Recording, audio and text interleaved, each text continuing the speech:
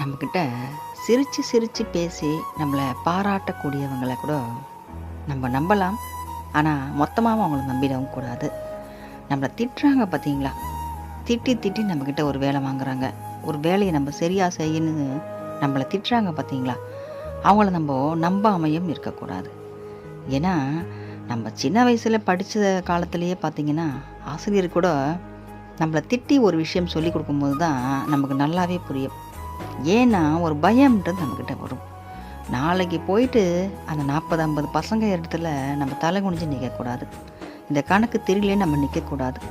ஆசிரியர் நம்மளை அவங்க எதிர்க்கலாம் நம்ம திட்டவே கூடாது அப்படின்னு ஒரு வைராக்கியத்தில் தான் நம்ம படிக்கவும் ஆரம்பிப்போம். அதே ஆசிரியர் கொஞ்சி பேசி நாளைக்கு நீ சரியாக இந்த பாடத்தை நீ கற்றுட்டு வராமல் போனாலும் நான் உன்னை திட்ட மாட்டேன்னு சொல்லியிருந்தாருன்னா இன்றைக்கி நம்ம நல்லா படிச்சிருக்க மாட்டோம், நிறைய விஷயங்கள் நம்ம தெரிஞ்சிருந்திருக்க மாட்டோம். அதனால் சில பேர்கள் திட்டுறது கூட நம்ம சந்தோஷமாக தான் நம்ம எடுத்துக்கணும். அதுவும் நம்ம நன்மைக்காகத்தான். நம்ம பார்க்கக்கூடிய நபர்கள் எல்லாருமே நமக்கு ஒரு ஆசானாக தான் இருப்பாங்க.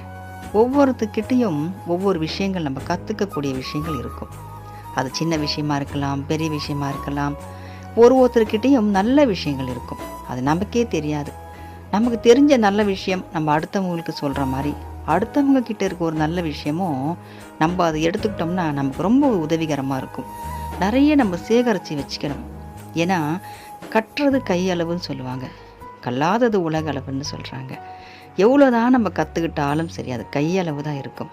நம்ம வாழ்க்கை முழுவதுமே கற்றுக்கிறதுக்கு நிறைய பாடங்கள் இருக்குது.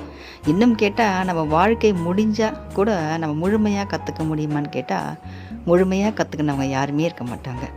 அதனால் நம்ம எந்த ஒரு விஷயமா இருந்தாலும் என்ன ஏதுன்னு கேட்காம நம்ம கோவப்படவும் கூடாது. எதுக்காகவும் நம்ம அடுத்தவங்களை ஈஸியாக நம்பிடவும் கூடாது. ஏன்னா இந்த காலகட்டத்தில் நம்ம யார் நம்பினாலும் யாரை நம்பாமல் இருக்கணும் கூட நமக்கு தெரிய மாட்டேங்குது. யாரை நம்பினாலும் நம்ம தான் நஷ்டப்பட்டு உட்காடுறோம், யாரை நம்ம நம்பாமல் இருந்தாலும் நம்ம தான் நஷ்டப்பட்டு உட்காடுறோம். அந்த மாதிரி ஒரு சூழ்நிலை தான் நம்ம இன்றைக்கி தள்ளப்பட்டிருக்கோம். ஏன்னா எல்லாருமே நல்லா தான் பழகுறாங்க, ஈஸியாக ஏமாற்றிட்டு போயிடுறாங்க. ஏமாற்றக்கூடாதுன்னு ஒரு மனம் இருந்தால் மட்டுமே ஏமாற்ற மாட்டாங்க. அந்த மாதிரி மனசு அவங்களுக்கு இல்லை.